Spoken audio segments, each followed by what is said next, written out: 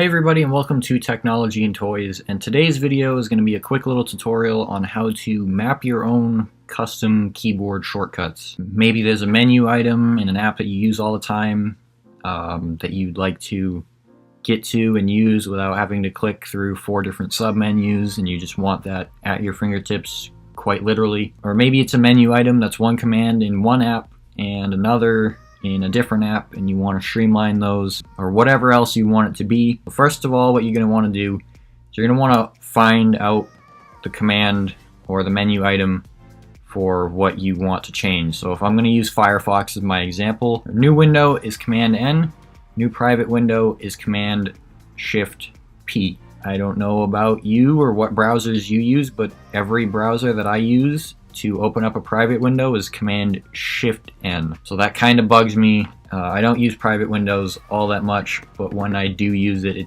does kind of bug me. So what we're going to do is we're going to open up System Preferences. We're going to go to Keyboard. We're going to go to the Shortcuts tab, App Shortcuts, and then we're going to click this little plus icon. You're going to scroll through your list of applications. So I'm going to click on Firefox, and then you need the menu title. So I'm going to come back to Firefox.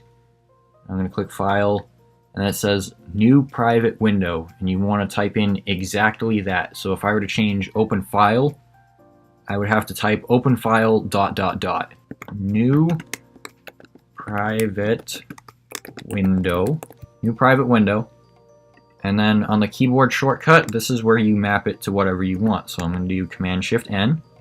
I'm going to add, and if I come over to Firefox again, you can see the new private window has been changed from Command Shift P to Command Shift N. So now whenever I hit Command Shift N, it'll bring up a new private window. You can do any amount of things. I've got a couple for Final Cut Pro, I've got one for Keynote, one for Video Plus, got a couple for Pages, QuickTime Player.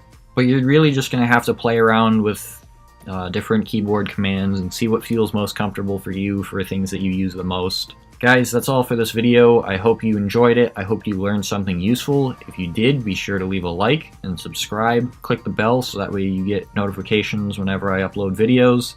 This has been Jake with Technology and Toys, and until the next video, guys, goodbye.